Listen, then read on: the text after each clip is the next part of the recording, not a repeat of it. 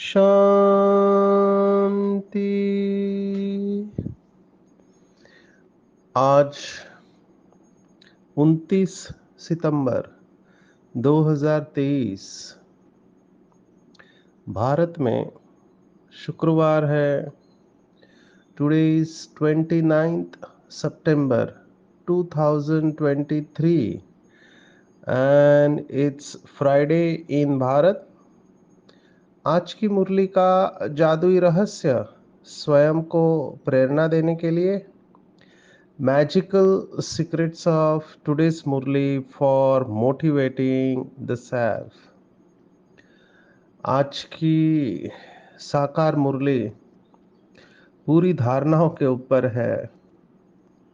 बार बार पढ़ना चाहिए। कई साकार मुरलियाँ इतनी गहराई में बाबा बताता है।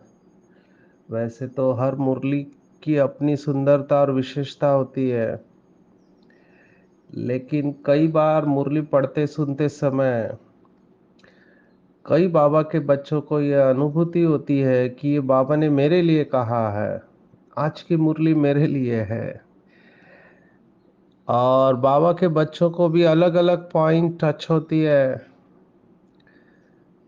ये वैसे ही हुआ जैसे कि फार्मेसी स्टोर होता है जहाँ सब दवाइयाँ रखी हुई है। अब विजुअलाइज करो, आप फार्मेसी के स्टोर पर गए और दवाइयों के ऊपर टेक्निकल नाम नहीं लिखा हुआ है, दवाइयों के ऊपर आपकी तकलीफ का नाम लिखा हुआ है। जैसे कमर दर्द की गोली, घुटने के दर्द की गोली, या पेट दर्द की, या नींद की गोली, या फिर हार्ट की, अस्थमा की, ऐसे अलग अलग, डिप्रेशन की, उदासी की, गुस्से की गोली। तो ऐसे गोलियों के नाम लिखे हुए हैं। आप उस फार्मेसी स्टोर में जाते हो और बोलते अच्छा ये गोली मेरे लिए है, दूसरा कहता है ये नहीं, ये गोली मेरे लिए है। ये क्यों है? क्योंकि हर एक की बीमारी अलग है। तो हम सब आत्माओं की बीमारी अलग है, लेकिन कुछ बीमारियां कॉमन है। तो कुछ गोलियां सबके लिए चलती है, कुछ गोलियां स्पेसिफिक होती है, एक विशिष्ट बीमारी के लिए होती है। बाबा की मुरली ये फार्मेसी स्टोर के बराबर है। इसमें सभी प्रकार की दवाइयाँ मिलती है, और कुछ दवाइयाँ तो कॉमन है, सबके लिए लागू पड़ती है, और कुछ दवाइयाँ स्पेसिफिक है। तो आज की मुरली में कॉमन दवाई भी है, स्पेसिफिक दवाई भी है। बाबा ने बहुत बार मुरली में कहा हुआ है कि दुख का कारण है देह अभिमान। अभी ये पॉइंट हमने कितनी बार सुनी है। दो शब्द है, देह भान और देह अभिमान, ये दोनों अलग है। देह अभिमान ग्रॉस होता है, स्थूल है। देह अभिमान सटल है, सूक्ष्म है। देह भान को छोड़ना वैसे इजी है, वैसे कठिन भी है। एक्चुअली ये दो शब्द है, इजी और कठिन। ये हमारी क्षमताओं के ऊपर होता है। जिसको किसी चीज का अभ्यास है उसके लिए वो सरल है, किसको अभ्यास नहीं है तो उसके लिए वो कठिन है। अभी कई लोगों को भाषण करना कठिन लगता है, स्टेज के ऊपर बोलना कठिन लगता है, पर कुछ लोगों के लिए वो तो हाथ का मैल है। कई ऐसे भी स्पीकर्स हैं, हम देखते हैं, वो किसी भी विषय के ऊपर बहुत सुंदर बोल लेते हैं। उनको सिर्फ आपको विषय देना है। महाराष्ट्र में एक व्यक्तिमत्व है, उसने अपने कार पे ही लिखा हुआ है, वाटेल तिथे वाटेल त्या विषयावर। माना आप कोई भी सब्जेक्ट दो, किसी भी स्थान पर बुलाओ, मैं आने को तैयार हूं। ये उसका पंचलाइन है। तो कई लोगों में ये शब्दों के साथ खेलने की ताकत होती है और सभी विषयों का ज्ञान होता है।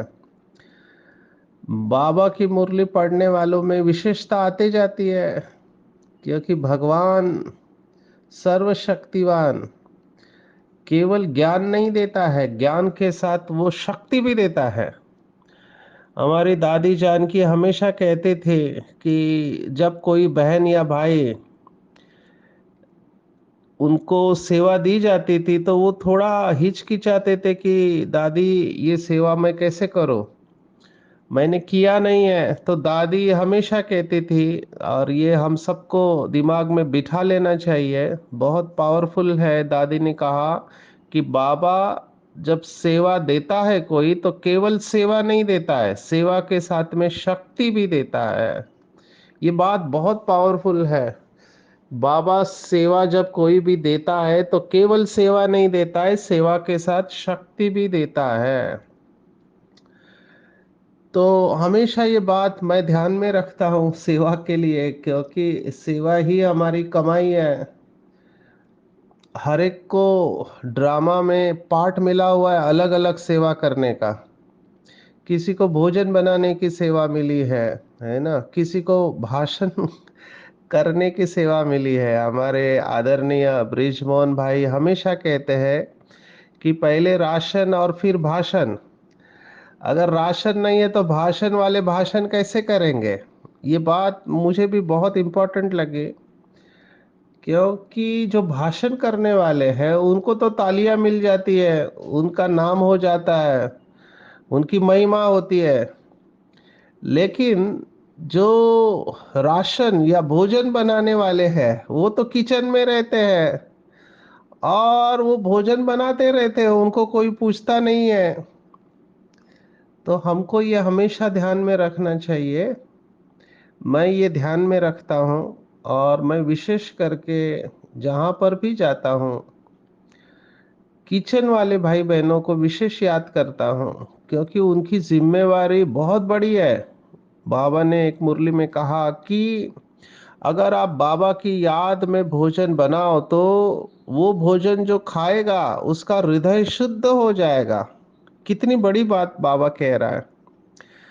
तो हमको, हम जिस भी कंपनी में है, ऑफिस में है, घर में है, हमको भोजन बनाने वालों को ज़रूर अप्रिशिएट करना चाहिए।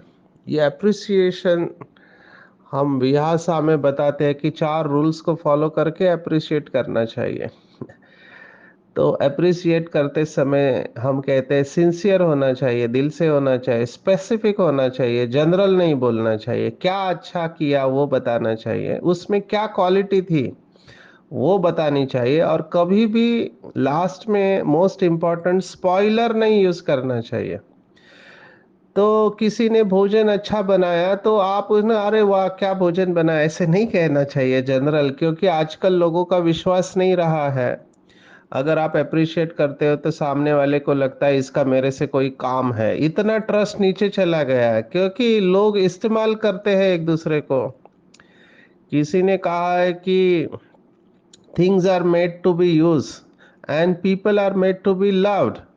माना चीजों का इस्तेमाल करने के लिए चीजें बनी है और लोगों को प्यार देने के लिए लोग हैं। लेकिन कलयुग है तो चीजों से प्यार किया जाता है, लोगों का इस्तेमाल किया जाता है, इसलिए लोगों का विश्वास चला गया है। और कोई अच्छा कहता है आपके बारे में तो व्यक्ति का पहला ख्याल ये आता है कि इसका मेरे से क्या काम है। इसलिए आपको सिंसियर होना चाहिए, दिल से बोलना चाहिए।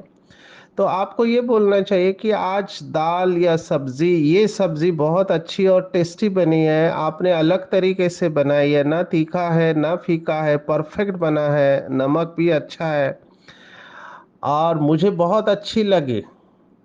ये आप स्पेसिफिक हो गए। इसके बाद अगर आपने स्पॉइलर यूज किया तो आप बोलेंगे हर बार तुम ऐसा क्यों नहीं बनाती है, ये स्पॉइलर हो गया। क्योंकि हर बार तुम ऐसे क्यों नहीं बनाते हो तो वो उसमें निगेटिव कॉनोटेशन है। तो मैं हमेशा ये कहता भी हूँ करता भी हूँ।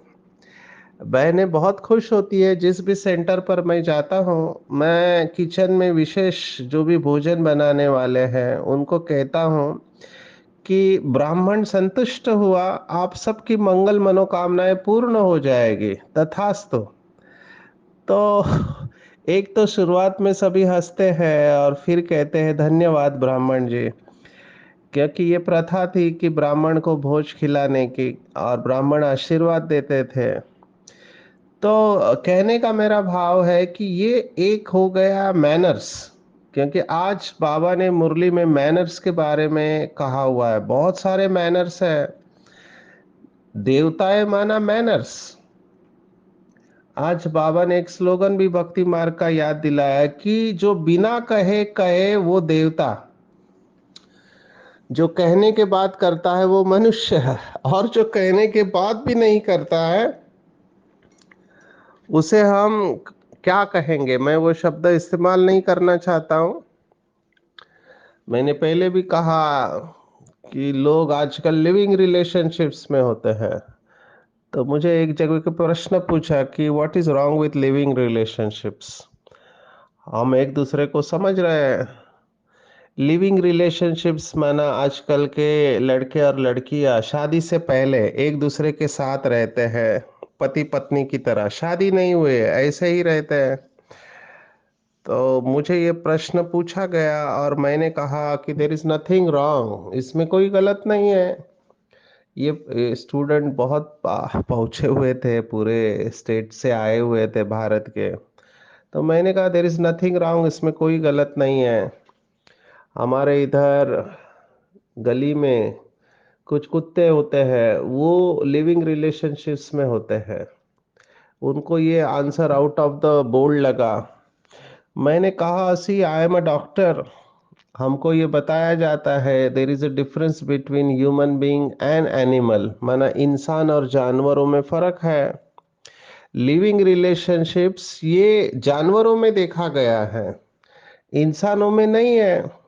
इंसान कल्चर्ड व्यक्ति है, लेकिन आजकल हमने डिसीजन लिया है कि हमको ऐसे रहना है। तो इट इज योर चॉइस, उसमें कोई गलत नहीं है। मनुष्य है हम, मनुष्य से जानवर बनना या देवता बनना ये हमारे हाथ में है। बाबा ने भी मुरलियों में कहा है कि इस समय का मनुष्य जानवर से भी बदतर है। और कई संतों ने भी कहा हुआ है, संत कबीर की बात मुझे याद आ रही है। संत कबीर कहते हैं कि जो कुत्ता होता है, कुत्ते की बात लेते हैं, बहुत ईमानदार जानवर है। आ संत कबीर ने कहा कुत्ता भी जो होता है वो सीजन में विकार में जाता है, सीजन होता है उनका। लेकिन इंसान जो है न सीजन देखता है, न स्थान देखता है, न कुछ देखता है। तो ये जानवर से भी बदतर हो गया। एक साइंटिस्ट आए थे, उन्होंने कहा कि इस समय पृथ्वी के ऊपर सबसे खतरनाक जानवर कौन सा है, ये प्रश्न पूछा था। तो लोगों ने कहा शेर है, टाइगर है। तो उन्होंने कहा नहीं, शेर और टाइगर तो एक व्यक्ति को ही मारता है या एक जानवर को मारेगा, लेकिन सबसे खतरनाक इंसान है जो एक साथ लाखों लोगों को खत्म कर सकता है। तो ये जानवर से भी ज्यादा खतरनाक हो गए। आप सोचो, ये न्यूक्लियर वॉर चल रहा है, युद्ध चल रहा है, ये जापान के ऊपर जो बॉम्ब डाला, कितने लोग मर गए। और अभी बायोलॉजिकल वॉरफेयर माना ऐसे वायरसेस, मुझे तो वंडर लगता है स्मॉल पॉक्स ये बीमारी अभी हमने निकाल दी है। स्मॉल पॉक्स या देवी बोलते हैं, ये बीमारी अभी है नहीं, लेकिन उसके जो भी माइक्रो ऑर्गेनिज्म है वो अभी तक बचा के रखे हुए, किस लिए रखे हुए हैं ये समझ में नहीं आता। अभी जो कोविड हुआ उसके बारे में भी कहते हैं कि वो कॉन्शियसली छोड़ा गया कोविड, क्योंकि इससे इकोनॉमी अफेक्ट होती है। तो सच तो भगवान ही जानता है। कहने का भाव यह है कि हमको मनुष्य से कि देवता की तरफ जाना है, तो आपको अच्छे मैनर्स धारण करनी है। और सबसे अच्छे मैनर्स, आज बाबा ने कहा कि कोई भूल हो जाती है तो बाप से क्षमा मांगने की फजीलत चाहिए। बाप को कहना चाहिए आई एम सॉरी बाबा। मैं भी ये प्रैक्टिस करता हूँ, क्योंकि कई बार मैं मुरली रहस्य में कुछ ऐसे शब्द इस्तेमाल करता हूँ तो कई लोग हर्ट फील करते हैं। अभी हमारा इंटेंशन नहीं होता है कि कोई हर्ट फील हो, लेकिन अगर हो जाते हैं तो हम दिल से उनसे माफ़ी मांगते हैं कि हमारा ऐसा कोई भाव नहीं था। अभी हर एक व्यक्ति अपनी बुद्धि के अनुसार हर शब्द का अर्थ निकालता रहता है। अभी ये मुरली में बात आई थी कि इंसान जानवर से भी बदतर है, तो कई लोग इसमें हर्ट फील करते हैं। मैंने ऐसे लोग देखे हैं जो हिंदी भाषा है, वो हिंदी भाषा के बहुत चहेते हैं, और बाबा मुरली में कहता है कि मैं तुम्हारा बाप हूँ, बाप से कभी झूठ नहीं बोलना चाहिए वगैरह। तो उनको बाप शब्द अच्छा नहीं लगता है, क्योंकि बाप थोड़ा सा नॉर्मल से हटकर है। उनको पिताजी कहा जाना चाहिए, पिताश्री या पिताजी। बाप कहते हैं तो थोड़ा वो अलग शब्द हो जाता है, लेकिन बाप शब्द ब्रह्मा कुमारी इसमें मुरली में बहुत कॉमनली आया हुआ है। तो ये शब्दों के साथ हर एक व्यक्ति अपने बुद्धि के अनुसार उसका अर्थ निकालना चालू कर देता है। तो हमको उनसे माफी मांगनी चाहिए कि सर, भाव को देखना चाहिए, शब्दों को नहीं देखो। आप क्या कहते हो इससे ज्यादा इम्पोर्टेंट है आप किस तरह से कहते हो। तो मैं भी सबसे माफी मांगता हूँ, और जो भी मुझे सजेशंस देते हैं मैं उसके ऊपर सोचता हूँ। और बाबा ने ये जो आज कहा है इसमें जरा भी देह अभिमान न आया है, इससे ही अवस्था आगे बढ़ती है। ये पॉइंट बहुत इंपॉर्टेंट लगी मुझे। हमने पहले भी देखा कि कैसे इस समय एक प्रेयर है जिसके वजह से बहुत लोगों के रिलेशनशिप संबंध ठीक हो गए। उसको कहते हैं हो पोनो पोनो प्रेयर। उसमें केवल 4 शब्द है, I am sorry, please forgive me, thank you and I love you. लेकिन ये दिल से होना चाहिए। इसके ऊपर वीडियोस भी बने हुए हैं, ऑडियो बने हुए हैं। अभी मैं पीएचडी ग्रुप में था तो वहां पे हमारे एक भाई ने मुझे ये ऑडियो भेजा अंग्रेजी का। कितना सुंदर है। दिल से, अगर दिल से, सच्ची दिल से अगर हम ये शब्दों को फील करके किसी के सामने रखें तो हमारे अंदर श्रेष्ठ परिवर्तन निश्चित है। हमने बार बार देखा है कि if it's ego it hurts. बाबा ने भी मुरली में कहा है कि जहां अभिमान है वहां अपमान की फीलिंग आती है। कई लोगों को बार बार अपमान की फीलिंग आते रहती है। अभी ये लोग बहुत दुखी रहते हैं और इनको हमेशा लगता है कि फलाने ने गलती किया, इसने गलती किया, उसने गलती किया। इनका पूरा फोकस दूसरों की गलतियों के ऊपर ही होता है। महाराष्ट्र में कहावत है बहुत सुंदर की दुसऱ्यांच्या डोळ्यातील कुसळ दिसतं, स्वतःच्या डोळ्यातील मुसळ दिसत नाही। माना दूसरों के आंखों में का तिनका भी दिखाई देता है जो बहुत छोटा होता है, लेकिन खुद की आंख में बड़ा कुछ पड़ा हुआ है वो दिखाई नहीं देता। जिसको बाबा ने भी मुरली में कहा है कि बच्चों की दूर की नजर तेज है और नजदीक की नजर कमजोर है। इसके सब के जड़ में भाव यही है कि हम अपनी गलतियों को स्वीकार करें। हिंदी में कहावत है कि अहंकार है वो माफी सुनना पसंद करता है, और जो प्यार है वो माफी मांगना पसंद करता है। तो हमको चेक करना चाहिए कि कहीं मैं मियाँ मिट्ठू तो नहीं बनता हूँ। कभी भी अपने को मियाँ मिट्ठू नहीं समझना है। ये आज बाबा ने मुरली में कहा है। चढ़ती कला का आधार है बाप से सच्ची दिल। इसके ऊपर बहुत लोग बहुत कुछ काम कर रहे हैं। भगवान की ये विशेषता मुझे बहुत अच्छी लगती है और हमको सीखना चाहिए। अंग्रेजी में कहते हैं कि God gives and forgives and human being gets and forgets. तो बाबा से ये बात हमको सीखनी चाहिए कि बाबा हमारा दिल देखता है। आप मुख से कुछ भी बोलो, चेहरे पे कुछ भी लाओ, आजकल लोग एक्टिंग करने वाले बन गए हैं। लेकिन बाबा तो डायरेक्ट हार्ट को देखता है कि इस बच्चे का दिल कितना साफ है। सच्चे दिल पर साहब राजी। तो बाबा ने आज स्पष्ट कहा, बहुत बड़ा प्रिंसिपल, कि भूले हर एक से हो सकती है क्योंकि अभी तक कोई परिपूर्ण नहीं बने हैं। ये बहुत बहुत बहुत इम्पोर्टेंट चीज है रिलेशनशिप्स के लिए।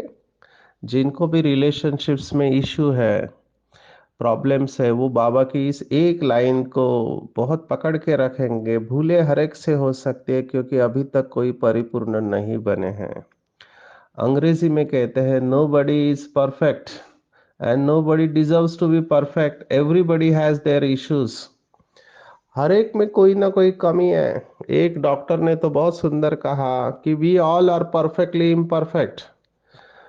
हम सभी परफेक्टली इम्परफेक्ट है, माना खामियां हैं हमारे अंदर। दो शब्द हमने पहले भी देखे, खामी और खूबियां। तो खामियां और खूबियां है, जब तक खामियां है तब तक गलतियां होती रहेंगे। अगर आप परफेक्ट व्यक्ति ढूंढने निकलो तो आप ढूंढते रह जाओगे। We have to help our friends families and force, ऐसे कहते, friends families and force to become perfect by accepting them as they are. हमारे दोस्त है, परिवार वाले हैं, दुश्मन है, जो भी है जिन्हें हम समझते हैं दुश्मन, एक्चुअली दुश्मन कोई होता नहीं है, हमारा दृष्टिकोण होता है। तो उन्हें संपूर्ण बनने के लिए हम मदद करें। अभी तक कोई परिपूर्ण बने नहीं है। ये शब्द भी बहुत सुंदर है। एक है पूर्ण, एक है परिपूर्ण और एक है अपूर्ण, एक है संपूर्ण। ये पूर्ण शब्द आदि शंकराचार्य ने भी इसके ऊपर कहा हुआ है कि पूर्णस्य पूर्णमादाय पूर्णमेवावशिष्यते। बहुत सुंदर है वो, बड़ा श्लोक है। वो कहता है कि पूर्ण माना जीरो में से जीरो निकालो या जीरो ऐड करो तो भी जीरो जीरो ही रहता है। ये बहुत सुंदर है। ये परमात्मा की महिमा है क्योंकि वो जीरो है, बिंदी है। हमको भी उसके जैसा बनना है तो हमारे ऊपर कोई भी परिस्थिति का प्रभाव नहीं आए, लेकिन ये तभी हो सकता है जब हम पूरी तरह से जीरो बने, परिपूर्ण बने। तो परिपूर्ण बनने में टाइम लगता है, तो हमको एक्सेप्ट करना चाहिए पीपल एज दे आर, लोगों को जो है जैसे है उसको स्वीकार करना चाहिए। क्योंकि हर एक व्यक्ति कोशिश कर रहा है कि वो संपूर्ण बने, उसकी कमियां निकल जाए। बाबा ने एक मुरली में बहुत अच्छा शब्द इस्तेमाल किया था, जिसे आप कहते हो कि बुरा व्यक्ति है, वो अपने अवगुण को छोड़ने का पुरुषार्थ कर रहा है और आप उस अवगुण को उठा लेते हो। तो वो बुरा नहीं है, अवगुण छोड़ने का पुरुषार्थ ही है। तो हमारा दृष्टिकोण बदलना चाहिए, हमारी भाषा बदलना चाहिए और सबसे बड़ी बात, माफी मांगनी चाहिए, क्षमा मांगनी चाहिए। क्षमा मांगने से अगर रिश्ते बच जाते हैं तो कितनी अच्छी बात है। मेरे सेशन में इसके ऊपर मैं बहुत बोलता हूँ। मुझे तो वो उर्दू शायर गालिब का शेर बहुत अच्छा लगता है कि गालिब ने जिंदगी को कुछ इस तरह से आसान कर दिया, कुछ लोगों से माफी मांग ली और कुछ लोगों को माफ कर दिया। गालिब ने अपनी जिंदगी को आसान कर दिया। ये बहुत बड़ा प्रिंसिपल गालिब ने दो लाइन में कह दिया है। अंतिम हल क्षमा ही है, या तो मांग लो या कर दो। उसके बगैर रिलेशनशिप्स ठीक नहीं हो सकते, उसके बगैर आपका स्वास्थ्य भी अच्छा नहीं रह सकता है। क्योंकि हमको पता है ह्यूमन बीइंग जर्नी है, हम सब की यात्रा है। आज का गीत भी उसी के ऊपर है कि हमें उन राहों पर चलना है जहां गिरना और संभलना है। हमें उन राहों पर चलना है, तो गिरना और संभलना चलते रहता है। हमको इन बातों को पकड़ के नहीं रखना है, छोड़ देना है। जितना हम छोड़ देंगे उतना हम सुखी रहेंगे। बाबा ने आज स्पष्ट कहा है, भल भाषण तो बहुत अच्छा अच्छा करते हैं परंतु संपूर्ण कोई बना नहीं है, अंत तक गिरते संभलते रहेंगे। तो अंत तक गिरते संभलते रहेंगे तो क्षमा मांग लेनी चाहिए। कुछ बच्चे कहते हैं, बाबा सुला अशुद्ध स्वप्न बहुत आती है, बाबा की याद ठहरती नहीं है। तो मियाँ मिट्ठू नहीं बना है, अभी ग्रहण लगा हुआ है, तुम्हारी अवस्था आएगी। बाबा ने कहा कि बैठे बैठे उड़ते रहे, कि क्योंकि आत्मा थकी हुई है, तो जल्दी जल्दी जाऊं, ऐसे उसको थॉट आता है। तो बाबा ने कहा ये सब होने वाला है, हिम्मत करो। देखो ये पैराग्राफ पूरा आपको अंडरलाइन करके लिखना चाहिए। बाबा ने कहा हिम्मत करो, कुछ सीखो, और अपकार करने वालों को भी उपकार करो। ये सब धारणा की बातें हैं। हमको ये पैराग्राफ को बड़ा करके अपने पास रखना चाहिए। शिव भगवान वाच, अपकार करने वालों पर भी उपकार करना है। देखो जो हमें मदद करते हैं उनको हम मदद करते हैं तो कोई बड़ी बात नहीं है। कहते हैं ये मेरे स्नेही है, ये इनका मेरे साथ अच्छा जमता है। एक्चुअली चैलेंज ये है कि जिनके साथ आपका अच्छा नहीं जमता है उसके साथ आप चल के दिखाओ तो आपकी कमाल है। बाबा ने हमेशा मुरली में कहा कि शांति में शांत रहना बड़ी बात नहीं, अशांति में शांत रह के बताओ तो बड़ी बात है। तो मंजिल ऊंची है और बुद्धि योग की यात्रा है, तो हमको ध्यान रखना चाहिए। बाबा ने आज और एक गुह्य बात कही है कि सर्विस किसी की छिप नहीं सकती और डिससर्विस भी। हालांकि बाबा ने कहा सर्विस भी गुप्त है तो डिससर्विस भी गुप्त है।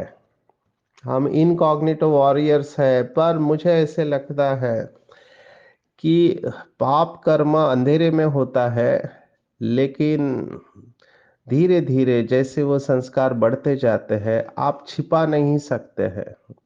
बाबा ने ये बात इसलिए कही है क्योंकि कई बच्चे कई सारी बातें छिपा देते हैं। तो बाबा को तो सब पता है, इसलिए बाबा को ये कहना पड़ रहा है। लेकिन आगे चलकर सब कुछ सबको पता चल जाएगा, हमने क्या किया है सबके सामने आना है, तो सबसे अच्छी बात है कि अंदर बाहर एक रहे। बाबा ने आज मुरली में वो प्रिंसिपल भी बताया कि कहते तो बहुत कुछ है, कहते तो बहुत कुछ है, लेकिन आज बाबा ने वो प्रिंसिपल कहा हुआ है कि कथनी, करनी और रहनी, ये तीन शब्द हैं। मानो जो कहते हैं, जो करते हैं और जिस तरह से रहते हैं, ये तीनों समान चाहिए। नहीं तो कॉन्फ्लिक्ट चलेगा, अंदर संघर्ष चलेगा। तो ये पूरी धारणा की मुरली है। इसलिए कहा आज की मुरली को बार बार पढ़ना चाहिए, उसके ऊपर मनन चिंतन करना चाहिए। बाबा ने उदाहरण हमेशा मुरली में दिया है कि भक्ति मार्ग में वो कहते थे राम राम कहो तो तुम पार हो जाओगे, और ये जो कहने वाला राम राम उसको ही पार जाने के लिए नाव को बुलाना पड़ा। तो सच्चा रहना है, ये सब बताने का भाव है। सच्चाई सफाई से चलना है। इवन रिलेशनशिप में जितना आप ट्रांसपेरेंट रहेंगे उतना लोग आपको स्वीकार करेंगे। पर ये शक्ति सभी में होती नहीं है। बाबा हमको हिम्मत दे रहा है कि आप सच्चाई सफाई से चलो। और लास्ट में क्या होने वाला है, बाबा ने कहा आपके चेहरे चलते फिरते सेवा केंद्र हो जाएंगे। बहुत सुंदर है। कई लोग बैच लगाने के बारे में कहते हैं। आपने सुना होगा कि बाबा ने मुरली में कहा है कि ये चेहरा ही आपका बैच हो जाएगा। चलते फिरते सेवा केंद्र आपके चेहरे हो जाएंगे। आपके हर्षित चेहरे से बाप का परिचय मिलता रहेगा। बहुत सारे वीआईपीज आते हैं मधुबन में, वो ये नोटिस करते हैं कि ब्रह्मा कुमार कुमारी भाई बहनों के चेहरे पर इतनी खुशी क्यों है। ये इस खुशी का आधार है कि बाप को जानने और पाने वाले कोटों में से कोई हम आत्माएं हैं। तो चलते फिरते खाते पीते उठते बैठते अपनी चलन और चेहरे द्वारा बाप का परिचय देने वाले निरंतर योगी और निरंतर सेवाधारी बन जाते हैं। बहुत बड़ी बात है।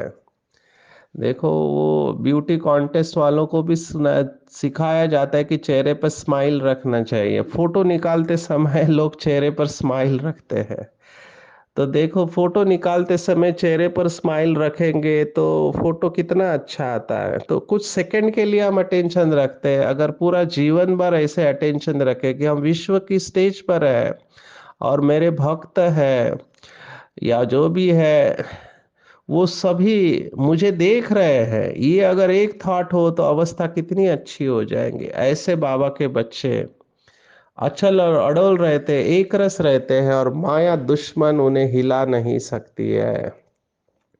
तो आज पूरे दिन भर में क्या करेंगे, तो संग दोष से अपनी संभाल करेंगे, क्योंकि संग दोष से ही नुकसान हो जाता है। ये टॉपिक बहुत बार हमने देखा है। संग दोष से अपने को बचाना है, मैनर्स बहुत अच्छे रखने हैं। अगर कोई भूल हो जाती है तो बाप से सच्ची दिल से माफी मांगनी है, कागज के ऊपर लिख के देना है। कभी भी अपने को मियाँ मिट्ठू नहीं समझना है। हमको पता है कि हम उस उन राहों पर चल रहे हैं जहाँ गिरना और संभलना है। माया के साथ चटा बेटी है, संभलने और गिरने का पुरुषार्थ होता रहता है। लेकिन कभी भी गंदा नहीं बनना है। सबसे गंदा काम बाबा ने कहा, काम विकार। कुछ आत्माओं में ये संस्कार होता है, बाबा ने बहुत स्पष्ट रूप में कहा है। कभी कोई कोई ऐसे भी है जो एक दूसरे को देखते हैं तो अंदर तूफान चलता है गंदा बनने के लिए। बाप कहते हैं कभी गंदा नहीं बनना। तो माया तो ये करेगी ही, हमको अपने आप को समझना है।